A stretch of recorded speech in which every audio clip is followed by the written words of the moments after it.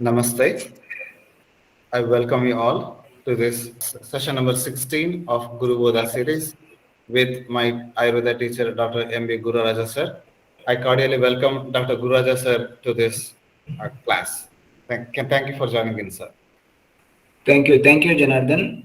So I am Dr. Janardana Hebbar. I'm the founder of EasyAyurveda.com. This is our weekly session, which happens every Sunday from 7 to 8 p.m.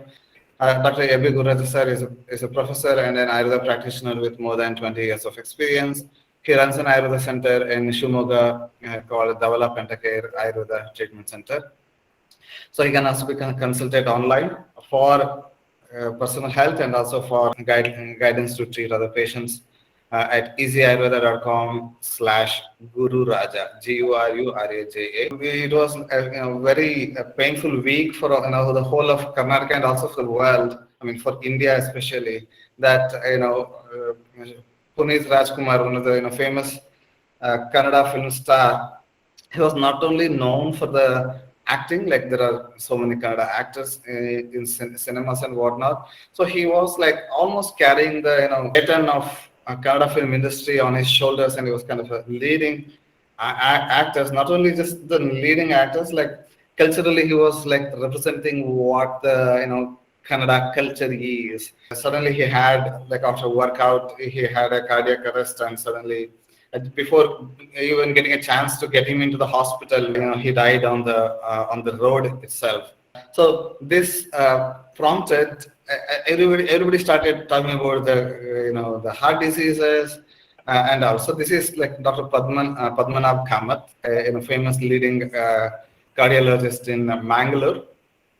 This Dr. Padmanabh Kamath is also involved in many philanthropic causes. Like he is the one who distributes ECG machines to all these Janaushadhi kendras. Like there are government sponsored medical stores which sell discounted medicines. So he came up with the idea of putting an ECG so that he can do the tele consultation, and also he's become very famous. So he put out a tweet that an unprecedented crowd in my cardiology OPD outpatient department today had a tough time managing all. So this was yesterday. Suddenly it has Gururaja sir. One is that painful death of a star, leading to a big hole and big lapse in the big hole of gap in Kannada film industry, and also this raging debate about the heart health and how much should we exercise and all at one place. See, Ayurveda very clearly emphasizes on Vyayama, that is exercises, but very clearly suggests one has to do it according to one's own capacity. It's very clearly said Vyayama Ardha Shakti. One has to do the Vyayama up to one's half of the strength. So if you are going on doing after that, definitely it is going to put a burden on your heart. So that we need to keep on. Everybody has their own stamina, their own strength. According to their strength and bodily needs, one has to do Vyayama. And typically, these type of powerlifting and shaping of the bodies and do excessive gyms and all those things, they're always injurious. We need to take care of a lot of issues connected to this. But Ayurveda is very clear on this part. Very clearly, Ayurveda suggested Vyayama Ardha Shakti. One has to do Vyayama up to one's half capacity. We should not indulge more into that. So that part has to be kept in mind. If we don't do that and simply go on doing just for sake of shaping up the body and consuming a lot of stuffs, then definitely it has got its own impact on the body. And Ayurveda has very clearly considered Ati Vyayama is one of the causative factor for many disorders, not only for heart diseases. Even for Raja Yakshma, it is said very clearly Ati Vyayama is also one of the leading causes. So Ati Vyayama has definitely resulted in bad effects. So we need to consider that point. Half of the one's capacity, one has to do the Vyayama. And also there's people who go to gym, especially who are the purpose is not to lose weight, but rather than to gain muscles and to have like a big biceps, big chest, and whatnot. So they usually take a lot of these excessive protein supplements that are available in the market. So sometimes it might be like mixed up with steroids or some anabolic steroids or some muscle gaining things. So that can also that is so wrong, and that's strictly against to the Ayurveda principles.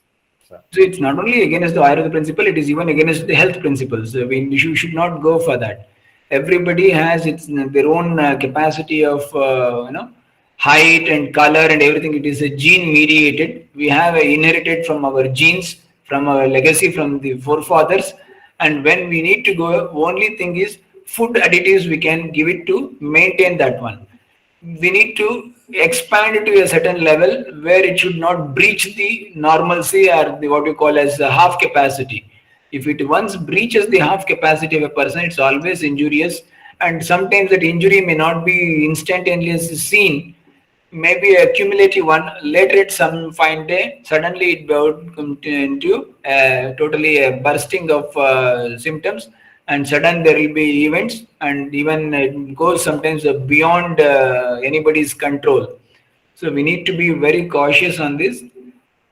One has to do vyayama very typically to up to its half capacity. Vyayama is only to build, not to build the shape of the body. It is just to maintain the health of the body, maintain the circulation. Vyayama brings the lagavata in the sharira. That has to be achieved not by doing excessive thing and putting on weights and increasing the muscle bulk. That is not an idea or a criteria of Vyayama in Ayurveda.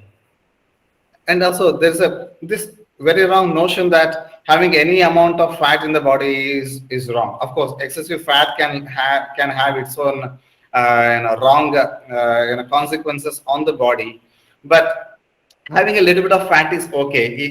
Even in the abdominal fat, having a little bit is okay. Like, we should not be all expecting to have like six packs like the film stars portray on the screens. See, what abdominal subcutaneous fat or the stores we have, it is just like a stores in the emergency situation. When the body faces an emergency or when there is a lack of food material, then the requirement, this is stock which is stored in the form of a fat, it is utilized. Our body has been designed in such a way that it produces a intrinsic cholesterol. Whatever the even carbohydrate you take it from, that also it produces an cholesterol out of it. That's what we call as intrinsic cholesterol. Liver is capable of doing that. So when such is the situation, why body is preparing then? Body needs to be maintained. Every cell wall is made up of cholesterol. To prepare certain hormones, that cholesterol is required. So cholesterol is a very vital thing. If somebody is so beautiful to look at, means their cholesterol is very beautiful. Their cholesterol is very good. If cholesterol has to be maintained, that is the ideal one. One should not be atim sarvatra varjayati. Wherever it is goes beyond certain limit, everything is ati adre amrito visha, in what we say in Kannada. Anything which is said, it becomes a more, it also becomes the worst. So it should not be. Ati sarvatra varjayati. So we need to consider all these things, avoid excesses. So we need to maintain that particular level of breach or the boundary or limit. We should understand that limit, and accordingly one has to do the vyayama. Going to gym is fine. Like, I mean, doing it for like 45 to 50 minutes. I read somewhere that 50 minutes of exercise is what most of the cardiologists and most of the modern science recommends. So that is fine. But there's a notion that, especially with the bodybuilders and all, they will not do much of any cardio exercises in the form of cycling or running on a treadmill or walking or jogging. They'll not be doing all these things. Rather than they'll be simply they'll do kind of repetitive exercises with weights like bench press and many different like dead weight lifting and whatnot, deadlifts and whatnot. So I mean, ideally exercise should be a combination of cardio exercises and also maybe these other forms of exercises. That will be ideal rather than just concentrating on just a few muscles in the body. See, it's very clear. We need to understand certain points. Fixing once again 40 to 50 minutes is ideal, good. That is once again wrong. We don't want to fix anything. Everybody has an individual capacity. Their individual capacity is different from one another. We cannot fix a standard saying that 50 minutes or 40 minutes is ideal or good. It may be good for many, but not for everybody. So when it comes to everybody, everybody has to be individually customized according to their needs and their body capacities. So we should not just simply give a blanket call that 40 to 50 minutes exercise is a good, or a combination of these and that is good. No, we need to do a physical activity or an exercise in the form of a cycling or jogging or walking or even the gym, whatever it is, but it should be to one's half capacity. It should not be more than that. That, if you just underline that point, one should not cross that mark. So, how to understand this? As soon as sweating starts in, you are losing your energy. And once there is a lot of sweating, it indicates that you are already lost your half of the capacity. You need to stop there. Even after continuous, there is a perspiration and sweating, you go on consuming once again some liquids, something like that, and once again doing your exercises. That should not be done. That is not the right way of doing it. And considering all these, these weightlifting exercises, concentrating on only a few muscles and all, probably yoga was designed so that the blood flow is maintained uniformly to all parts of the body. And there are some yoga poses which are done on sitting posture, and some while lying down.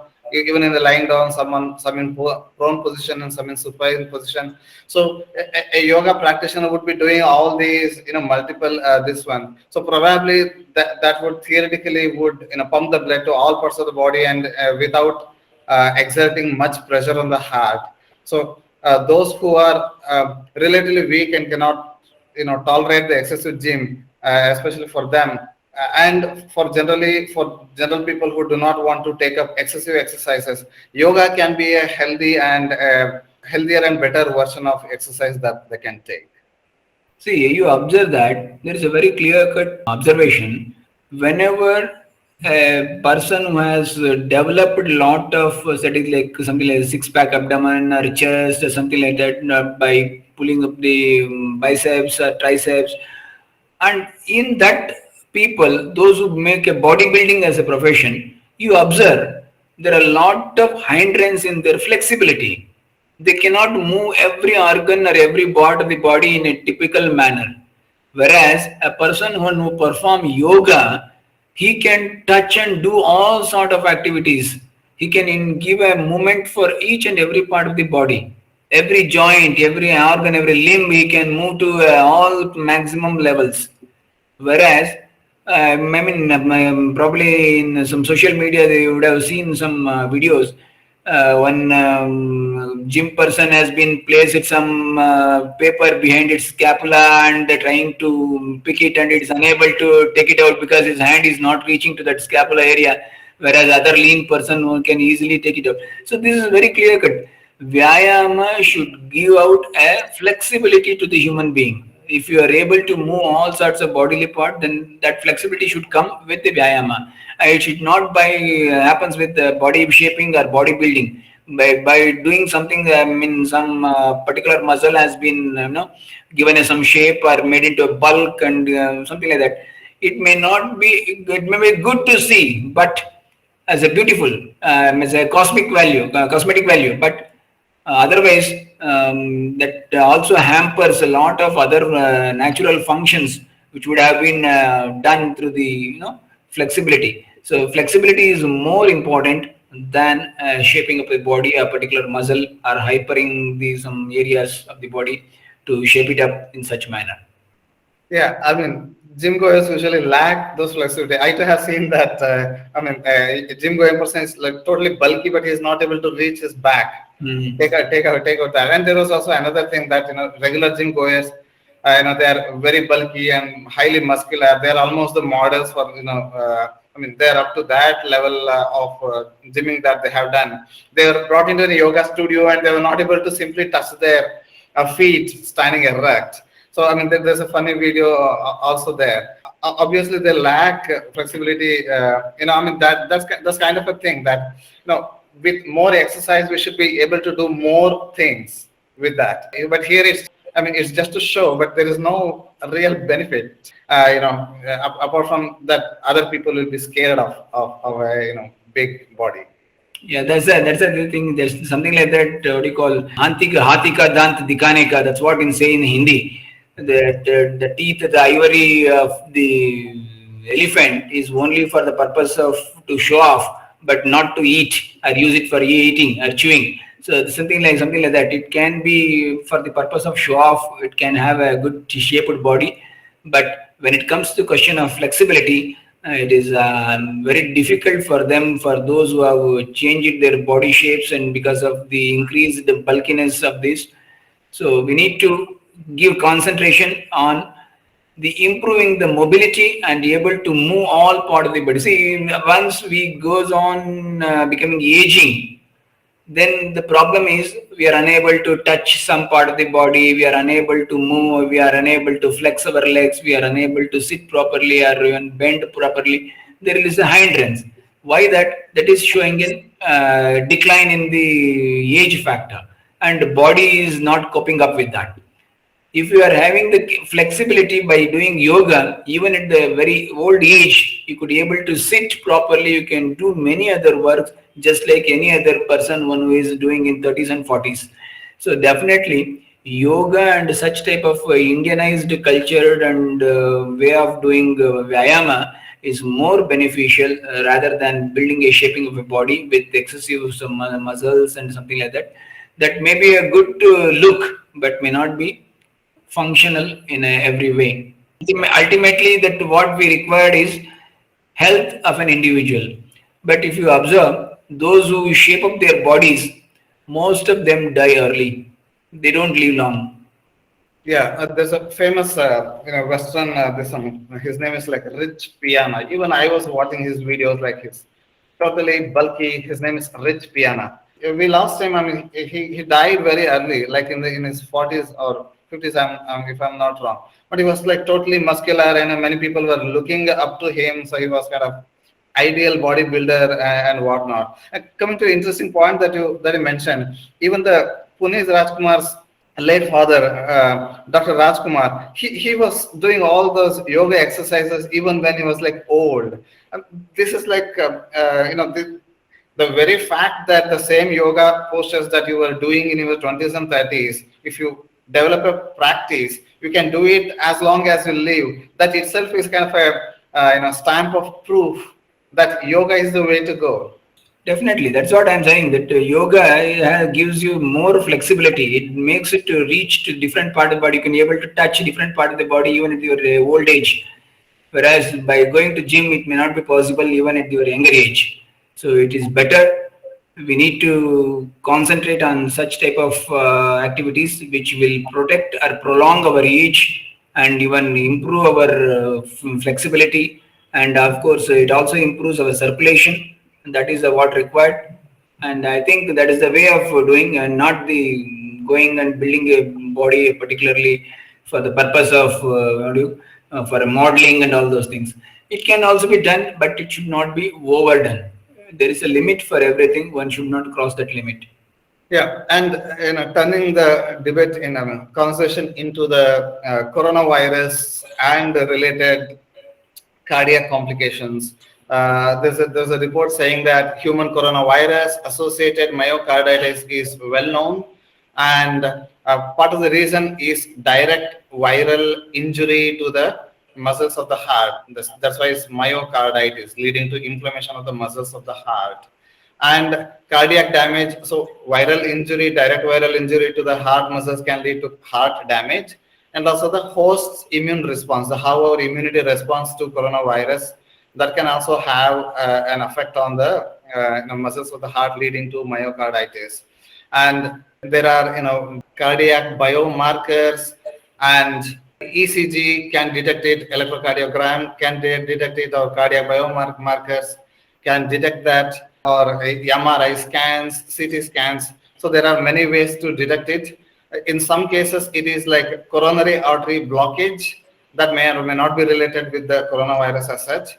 But in most of the cases, it is myocarditis, which is there. So there was another video floating wherein a cardiologist or a doctor was suggesting that if you were, due to coronavirus, we all sat at home. Probably we missed our gym and yoga sessions and whatnot. Generally speaking, we all have gained a little bit of weight. So we should not be in a so hurry to decrease the weight, to lose our weight very quickly. It should be done in a staggered as a gradual approach. We should have a gradual approach for our weight loss rather than suddenly jumping into gym or doing a marathon suddenly or taking up heavy exercises. It should be very slow. See, in the post pandemic of this COVID, so many things came into existence, and we are all worried because its effectiveness of this particular virus on various system of the body is day to day. It's new informations are floating. So it has a very bad impact on our lungs and respiratory system, which is very well documented. And in the same time, the same virus is also capable of causing a lot of damage in the circulatory system, particularly the heart and the vessels. So we do come across a lot of patients, those who are recovered from the COVID, recovering from the COVID, or even after recovered totally from the COVID, they are succumbing to cardiac problems, or myocardial infarctions, a sudden death, and a collapse somewhere on the road, something like that. It's happening very commonly. We have seen these type of things, and then we have very clearly understood, and we got a lot of information on that, that this coronavirus also has an effect on blood. It helps in blood clotting, so we need to give some blood thinners. So that is also a part of the treatment nowadays. So all these things are very common. And of course, these are because these are it's an evolving situation.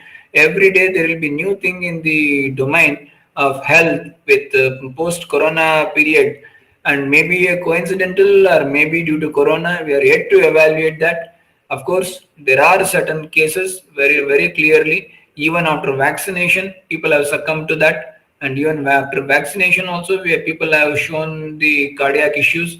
So we need to understand that there is this particular coronavirus has an effect on cardiac system as well as vessels. So we need to be very careful in doing even exercises and all those things. We need to assess a certain biomarkers are there, cardiac biomarkers. We need to check it out periodically. Those who are above 40, and once we do it, of course, probably we may just, if any eventuality, if there is anything wrong, we can at least catch it up early. And also, one is that the virus itself might cause, myocarditis or inflammation of the heart muscles leading to complications. And another thing is that because everyone was locked up, sedentary habits caught up. We started munching more, being at home, and many people lost their livelihood. I mean, I have these teachers and those who are like temporary workers and those who are doing guest lecturers. Lecturing is such a respectable job, but suddenly due to this coronavirus was raging and there were lockdowns, suddenly they lost their livelihoods. Many people started like they were suffering very badly financially. So this financial stress and all this can be like cooking up together a perfect recipe of disaster on the heart. See, that's what very clearly people say that cholesterol is the reason for heart disease, glucose is the reason for heart disease, and so many things. But Ayurveda very clearly said, chinta, shokha, bhaya, these things are also very much say, causative factors for heart diseases, for hridroga. So that's the very reason when there is a chinta, when there is a bhaya, when there is a shokha, there is a chances of cardiac problems to evolve to surface. So that's the reason we need to very careful in these things. We should also try to cut down on emotions. Of course, we are feeling very sad when somebody is died in the family. Of course, we know that, but to somewhere down the line, this is happens with everybody. Those who are born, definitely one or the other day they have to die. The death is certain. We need to know about these things. Once we understand these things, we try to cut down on the emotions. So when we can able to cut down on the emotions to a certain level, then definitely we can come out with and we can avoid these type of things. Otherwise, there is all possibilities. So any stress on the heart, maybe because of our way of functioning, maybe work pressure, maybe peer pressure, whatever may be the things. Of course, then added by some sedentary habits and alcohol consumption, a rich protein diet, or a rich cholesterol, or family tendency. So many things are contributing to the condition. So it may not be one, maybe a combination of all these together. So ultimately, the things are happening that we need to, of course, in the post-COVID scenario, we need to be very careful when we are practicing. There may be chance of patients with these type of things. We should be able to identify them in the right time and give the right solutions so that the things can be at least avoided.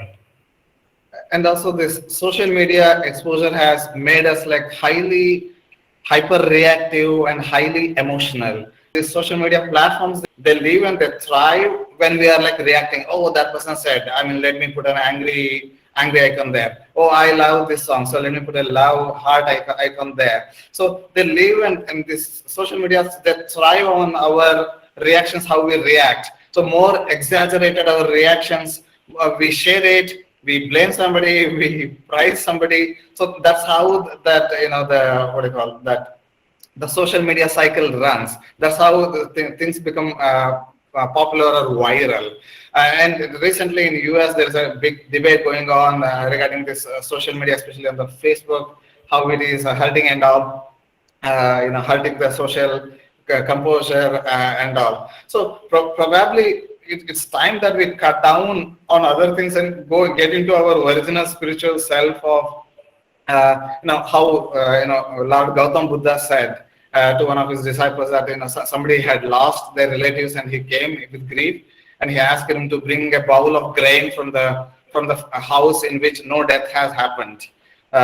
So ultimately, I mean, not to get into too much of spiritual or moral lecture, but still death is kind of certain, and more we learn about it and the more we value the life and lead a spiritual and righteous and full of dharma life, better for us and also better for our heart and our mind and our life as a whole.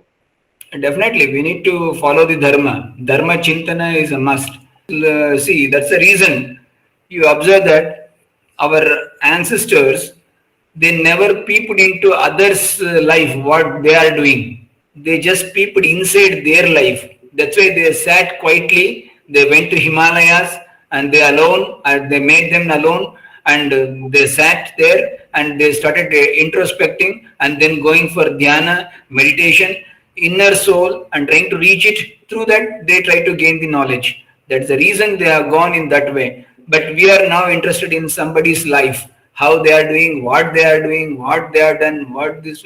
So this is the way we live. So until unless we stop giving priorities to others' life and other things, automatically things will settle down. So we need to concentrate on our life, and as far as possible, when there is a problem, you better go inside. You try to go for the inner soul, console it, try to observe it, what is the change it requires, all those things from the inner words, not outwards. But we now always try to reach outwards. And of course, there are certain people, then they go inward and they become depressed, and that is also there. But we need to balance that. We should not get depressed by anything, but our intention is to gain knowledge. And so we should go for a meditation and dhyana in such a way that we should try to search the soul, and we should try to link with the Paramatma or the super knowledge or superhuman knowledge, whatever it is we call it. So we need to understand and make a link of that direction. So that will be most beneficial. And of course, we need to have a certain balance of its and buts. Everything has a starting and everything has an end. So we need to understand that there will be start and there will be end. If that is understood, then definitely there will be no problem.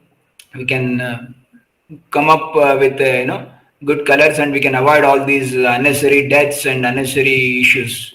Yes, and coming to the preventive aspects of, call it as post-COVID myocarditis or various heart diseases, like is there kind of a tonic that you can take or a supplement, especially 40 plus having some proneness to heart disorders. So, what would you recommend, sir? See, very simple thing. We need to have some cycle, once in a while, make some diary, then You sit down, try to touch your feet without flexing the knees on the right side, on the left side. When you could able to do it, so you just put a date, 31st of October 2021, I could able to do it. I could touch it. So once this is recorded, then you can repeat after 10 days. You can repeat after 10 days. So when these type of things are done and recorded, then things are giving you a very clear idea. And suddenly one fine day you are unable to do it means so something is going wrong. Very early you can catch it up. So that's the one point. So you just check out your flexibility and your body weight and everything. People have seen that their body weight is increasing, they are unable to cut it down, and ultimately they'll end up in trouble, and they don't know how to reduce their body weight. This is also another issue associated with that. Then comes what can be given as a treatment part of it, or how to overcome these myocardial things and all those things. So in the post-COVID era and even the cardiac issues, all those drugs which are we are already using it for the cardiac health, the same thing holds good here also. It may be Arjuna, it may be Amalaki, it may be Dadima, it may be Yastimadu, it may be Pushkaramula. All these drugs definitely they do help us. Of course, when there is a issues connected with the mind and there is an emotions attacked, then of course Brahmi, Shankapushpi and all these things will come to help. Otherwise, when there is a cholesterol or triglycerides or something like these two things are there, then we have a Lashuna, Arjuna and Vrikshamla. These type of drugs are at our disposal. And when we need to give some tissue building rasayana type of thing, then Amalaki is there at our disposal, Ashwagandha is there, Arjuna is there. So combination of all these things, Gurubodha is there. So we can use all these drugs in a similar fashion how we are treating with the regular way of handling cardiac diseases. The similar thing which can used here also. Cardiology, in Ayurveda, cardiology is again a big issue. We will take it up. So there's a question here. Vinodji asks, what can be done? What can be the line of treatment in Ayurveda for post-COVID myocarditis in particular? And yeah, sir. Definitely. See, we can go for Arjuna Kshirapaka, Lasuna Kshirapaka, definitely, and even Gugulu Kalpa containing Arjuna in that. Or you can even go for a Vrikshamla containing drug. So these things are very important and these can be handled in that way. And of course, moreover, many times these patients do require some sort of counseling. And another point that I picked up from your previous narration, that there's a famous Harvard professor. He said that how do we know that we are losing our flexibility, and how do we know that we are losing our physical sharpness? So one of the tests that he usually recommends is that he's a medical professor in Harvard. His PhD doing studies on anti-aging. I forgot his name. So David Sinclair. So he says that if you can you get up from the after sitting on the floor, can you get up without the help of your hands? So that is one thing. And keep on observing your walking speed. As your heart is like overburdened, you gradually would lose your speed. So these are the two points that he noted, especially. I mean, whether we are aging fast or we are still good. Again, it comes back to the flexibility issue again. So yoga. So it's all like a cycle now. That's what you see. Flexibility is more important. Once your body is able to flex in all the direction, then definitely we will be able to do all sort of activities. So then when we are able to do all sort of activities, our circulation needs to be done and that will be maintained. So, but simply you are pumping some material to a particular part of the body and other part is not given surplus. So then it may not be a right way of doing things. That's what our ancestors, that's what we need to understand, that how we all developed ourselves into this age, what and all we have learned and what and all we have eaten. All these things to be taken into care, and how our ancestors have done it. Even see, now we have got a lot of technology, lot of medication, so much of research and so many things. Still, we are not able to live how our ancestors lived. Even without these things, even without these type of informations and these type of things, they could be able to lead a very happy life, and they used to live up to 80 years, 90 years, 100 years. That is a very clear reason that they never used to peep into others' life. They were peeping into their life and they are reaching to the God and they are going inward and they try to avoid what are the things to be done. And of course, the way of living, doing the Ekadashi Upvasa and everything, and even maintaining the food habits and seasonal regimens, daily regimens, and keeping oiling to the body, everything they used to do typically what they have given to us, they are all time tested one, but unfortunately we are trying to analyze with scientific data, but they are given us with evidences. They lived with those things and we need to accept the truth as it is.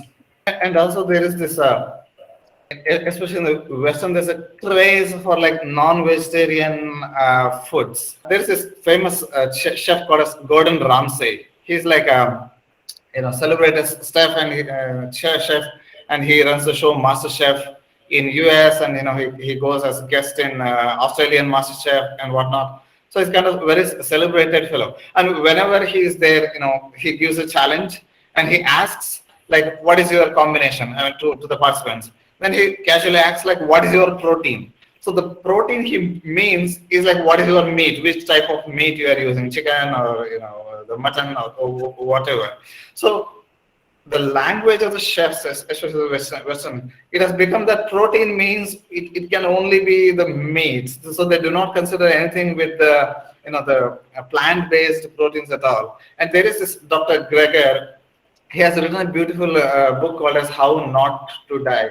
In that, he explains how this McDonald's culture, the burger culture, and the chips and the fries and whatnot. So that has become a part of the culture of the Western world.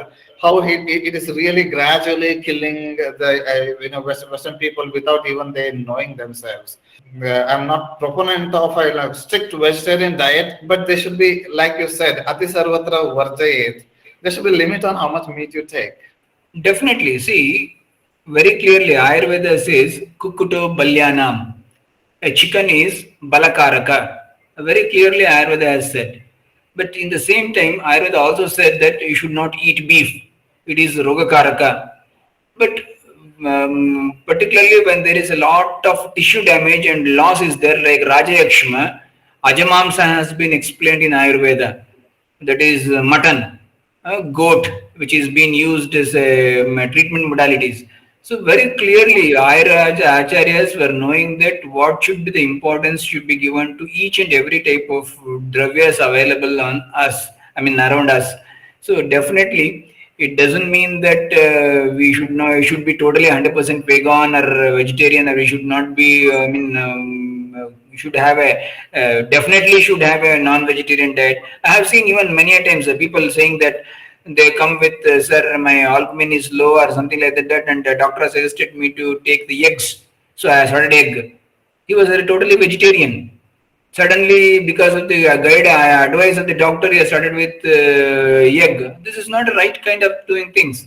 You have your own body technique, and you have your own body, what you call lineage or formula, which requires a typical type of food pattern which you are accustomed and you are been acquainted with, and you need to continue that. So we should not just simply saying that kiwi fruits are very good. Everybody start eating kiwi. No, it's not the right kind of doing things. There are certain issues that only certain foodstuffs on this earth which are being given such type of lineage and coverage by the God in its creation, that it is good to everybody. But certain things are there which is in limitation, it is good. If you reach or breach the limit, then there is a problem.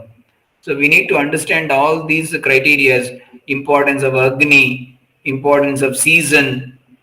We need to understand all these things. Then accordingly, then you put a protein or whatever it is. But still today, horse is the one which we use it everywhere to indicate the performance power, horsepower, horsepower. Horse is totally vegetarian. Elephant has a lot of energy. Elephant is totally vegetarian. So it doesn't mean that only the things non-vegetarian diet will give you the strength. That is not the right way of understanding. But many times it's even I have come across so many people saying that if we stop taking non-vegetarian, then we'll become lean and thin, and we feel somewhat tiredness, something like that. They have their own notions. So all these things are just simply you need to just keep it aside. Only thing is that you watch your Agni first, eat accordingly to your Agni, eat up to the level of requirement. That is what Hitabuk, Mitabuk, Kshutabuk.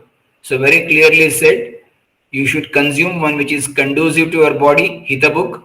Mitabuk, it should be consumed in particular restriction or limit. Then Kshutabuk, whenever you are hungry, then only you need to consume. If you maintain all these things, definitely we can maintain the health. That's what our acharyas have very clearly demonstrated and given evidences also on that. Another thing with is just a funny point that I observed with Gordon Ramsay. He had come to India and he was there in Sadhguru's ashram in Coimbatore, and Gordon Ramsay runs another TV show called as Hell's Kitchen. So when Sadhguru he went to Sadhguru's ashram, and Sadhguru ji was showing him vegetarian kitchen, and Sadhguru was explaining that you have your hell's kitchen, this is our heaven's kitchen. And in that he was made to sit on the floor, and he was not able to cross his legs, Gordon Ramsay, and he was like, feeling very awkward. And I mean, we see that so many times. And coming back to this one, yeah, the question is probably started here. So when should babies be introduced to meat if they are in a non-vegetarian family? What's the right time to introduce meat to a child? See, as far as Ayurveda is concerned, very clearly said, up to 6 months, it is Dugdapana. Then after that, it is Phalaprashana. Very clearly, the fruits are being given to the child. Then after the age of 10 months or 1 year, Annaprashana. Very clearly said when it should be introduced. So after that, when he starts eating Annaprashana and others, so maybe probably 1 year onwards, we can slowly introduce. If you are a non-vegetarian and at a house you can be able to do that, then chicken soup or mutton soup, whatever it may be, in a very limited quantities, you can start with the even for the babies.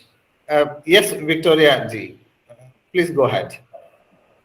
Vaidiji, I just wanted to have a little bit of your experience in understanding if the person has a very low Agni and they have usually also then Dhatu Kashaya and Vata Prakopa, but they are highly sensitive to any hot spices, what is the best way to build up the Agni and have the proper Dhatu nourishment and building up the Dhatus? See, very clearly, when there is a person having a allergy or sensitivity towards the Ushnata of a drug, then we need to give it in the form of Dugdha, Kshirapaka. What the concept is there, wherever there is some drug which is very good, maybe like Arjuna or Maricha or Lashuna or something like that, are all Ruksha and Ushna in nature. So in order to overcome that Rukshata and Ushnata, we need to reduce them. So we'll go for a typical way of cooking it in the form of a Kshirapaka. So you can prepare a Kshirapaka and give it wherein 1:8, it is 32. That is a proportion is there. 1 portion of drug, 8 portion of milk and 32 portion of water, and continuously boil it and evaporate the 32 portion of water, then remain it is the milk. That milk will have that extracted material or the isolates from the drug, but instead of that, it also at the same time, the drug is also being suppressed with its snigdha guna by the dugdha, and that ushnata and rukshata will be subdued. So totally with this concept we can increase the agni but without causing any disturbance to ushnata. Regular use of ghee can also be useful, sir, because it is told that it can balance on vata and pitta, but it will increase agni and also dhatus as well. Definitely, because it is one of the Vichitra Pratyarabdha Dravya. But that's what we said. Even though it is a Madhur Rasa, Snigdha, Guru Ahara, but still it is able to rekindle the Agni. So we can use definitely cow ghee, and that is very good even for that. Thank you so much. This was really great explanation. Just one more small question. often people who are Vata Pitta Prakriti, especially Vata Prakriti, they experience dryness from Triphala. And at the same time, can just Haritaki alone be taken just with ghee in this situation? Yeah, definitely. Haritaki can be given with the ghee. If you give haritaki with the ghee, definitely vata will be suppressed. So in all vata persons, we can use it haritaki with the ghee, and even triphala can also be given with the ghee. So if Triphala is given when there is Vipitaki also with the ghee, then you think it wouldn't create dryness, even if taken long term for people who have constipation and Definitely, triphala, when you are taking it, it won't lead to constipation because triphala itself is Shodhana and Anulomana in nature. Definitely, it will helps to remove the mala, as well as even when you are giving it with ghee. Definitely, it won't cause constipation. That will be good for them. You can use it. Yes, it's not creating the constipation, but some people say that the Vipitaki creates dryness in them. So then I was thinking if you take it with ghee, would then, even if long-term use is not creating dryness, is that okay for Yeah, long-term? definitely. If you take it with the ghee, it will not cause you dryness. Definitely, you can go ahead with that. Thank you. And if it is any such complaints are there based on a particular individual capacity, then whatever the dose you are giving, you try to reduce the dose to a little bit downwards. Then readjust the dose. Then definitely there will not be an issue. Dryness will not be an issue. Thank you very much. Thank you. Very good. Because of course, with the ghee, it brings in the snigdhata and the dryness. Rukshata will go away either from Triphala or Haritaki. But between the Triphala and Haritaki, there is no big difference in with respect to dryness, sir. Actually, there is a little bit of dryness in haritaki, but when we make it a combination of triphala, the dryness will be comparatively lesser when compared to single drug haritaki. Haritaki is comparatively ruksha, whereas triphala itself is having a amalaki in that, and amalaki is a snigdha in nature. That's why it will be comparatively more snigdha towards. Thank you. So This was important element as well. So, Victoria, I mean, like you said, because you thought that triphala is causing dryness, so you started with haritaki with ghee, rather Yes. than what Guraja sir is saying that sticking with triphala, adding ghee and giving triphala with ghee is better rather than haritaki with ghee. So that is the Yes. Thank you. This was very important. Thank you so much. and Western another Lin Wo has asked. Western doctors typically recommend 0.8 grams of protein per kilogram body weight. How much protein does Ayurveda recommend? How do you know if you're eating enough protein or not? So Ayurveda doesn't recognize the protein in the way it should be recognized, what they are recognizing, and Ayurveda gives importance to Agni of a person. If Agni is not proper, if you give 8 grams of protein also, then that also becomes a problem. So that should not be a criteria for us. Our criteria is entirely to improve the Agni. That's why if you go through Ayurvedic literatures, everywhere the importance is given to Agni. Everywhere. Roga sarvepi jayanto mandagno, it is said. Every disease is produced due to the mandagni. And every time there is ama generated and all these things concentration, they have said very clearly, they have said you need to go for increasing the Agni. And even the Astasthana Pariksha and whatever the things we do it for evaluation of a person, then also we always try to understand whether his Agni is proper or not. If Agni is proper, then he could be able to digest whatever he is consuming. If Agni is not proper, then whatever he is consuming is unable to digest and definitely it becomes ama and leads to disease. So it is not a question of protein or anything like that. See, in Ayurveda, very clearly said a balancing diet of Vata, Pitta, Kapha, these type of things to be taken care, and very clearly differentiated which is Aushadha and which is Ahara, based on the Rasavya Pradhana Dravyas are Aushadha and Virya Pradhana Dravyas are Aushadas, Aharas are Rasa Pradhanas. So very clearly they have made these classifications. Accordingly, we need to understand, and of course which our acharyas have given a set of things that which should be kept in ahara and which should be kept in aushadha. They are also very clear with that. So we need to just to follow them and understand their understandings. They already given us a lot of information regarding which should be considered as ahara, which should be considered as aushadha.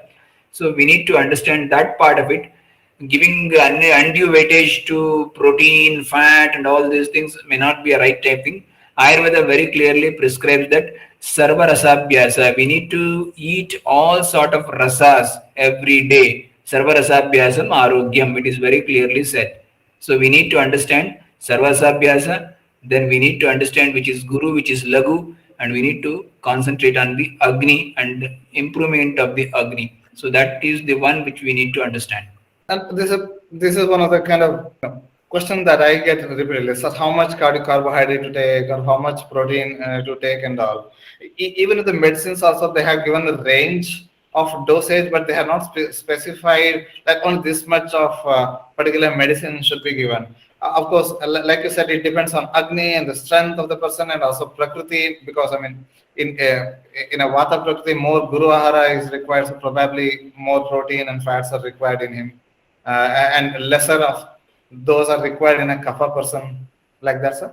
And that can be, see, that is the interpretation what we can do it later on, where contemporary sciences, when we know it, we can draw such lines saying that a Vata person is lean and thin, so he requires more and proteins, provided if he is having a very good Agni, then we can giving him a lot of proteins.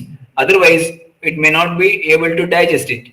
So that's the reason you just observe that even in Raja Yakshma Chikitsa or anywhere, or even the Urakshata, wherever there is a tissue loss, Acharyas have given the protein containing Ajamamsa Rasayana, Ashwagandha Rasayana, all these things.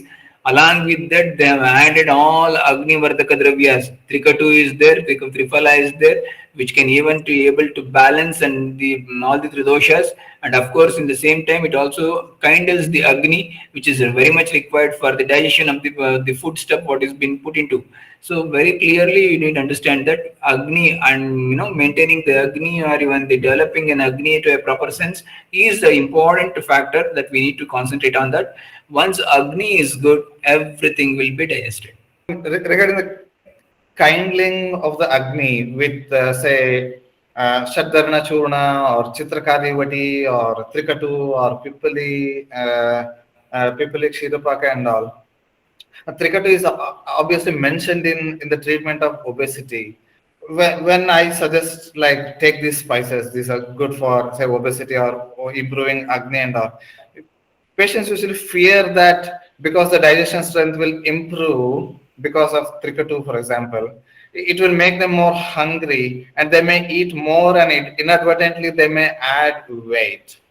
Definitely, there is a chance. Definitely, there is a chance. But in the same time, those spices, what we call as a trikatu or even pipali or chitraka and these things, they kindle the Agni, but they kindle the Agni not only at the level of stomach, they are rekindling the Agni even at the level of Bhutagni, Dhatvagni. So everywhere, our interest in obesity is to reduce the Medho Dhatagni. So Medho Dhatvagni, if we could able to control it, then the nourishment from the body in the different tissues will go to different things, rather than coming entirely our tissues are pulled up into the Medodhatu. So that can be avoided. So our drugs, they don't work only at the level of stomach or Gayagni. Their kindling capacity or their capacity to rekindle the Agni even at the level of Dhatvagni as well as Bhutagni. So it will be very deep seated even to the minutest channels it reaches.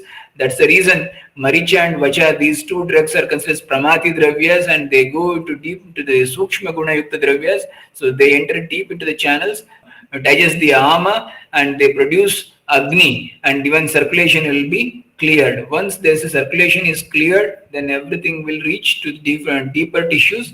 Definitely, then automatically the rekindled Agni is not only if it is pumped also in the nutrition, that will be distributed to all the other dhatus, not only for the Medo dhatu. So it won't be doing any much harm. So we can straight away ask them to consume it, no issues. Kalpana ji asks, here in US, when the baby is 6 months old, allergy specialists suggest to give a formula that is a mixture of dairy, egg, and nuts to eliminate the possibilities of any allergy. Also, if babies are allergic to dairy, then ghee is also avoided. See, that is the typicalness of US and rest of the world. When they try to introduce it, they never introduce the genuine ones. When see in India we have milk produced, and now they call it as a A2 milk, A1 milk. In milk also they made it a different categories, and they introduced this the particular type of species which can they produce a lot of milk, and then they blame it on the other issues. They pump it with a lot of hormones, and they produce a lot of milk, and now they are blaming on that milk. It is going to cause a lot of issues in the humans when you consume. See, that's the reason. Strict very deeply and very genuinely with the system, what God's nature has been given. Don't go into hybridization. You just go on giving hybrid, you're making your own combinations. That combination many a times backfires. So that's the reason it's happening here. Same milk, if it is consumed in India, it is not causing any problem. But the milk consumed in America may be giving allergic reactions. What is the reason? We need to understand the source of milk, how it is contaminated, how it is made into a different set of it is. It cannot be taken as a milk. That is the reason. Everything has been, even egg. Animals will be fed with a lot of antibiotics and hormones and some things. And even when there is a lamb producing bulkiness of the particular muscle, they will be given some sort of chemicals. All these chemical pumping and pumping just for sake of business mentality, they have spoiled the total health of the humans.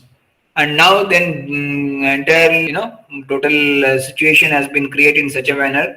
Then lot of more and hospitals will come, and more treatment modalities will come, more technologies will come, and new diseases will be named, and new understanding will be brought into. So there is a lot of issues connected with that.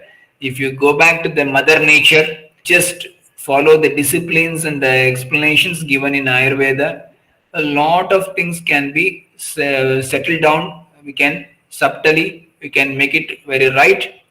And of course, little bit variations will be there. That variations do come with the passage of time.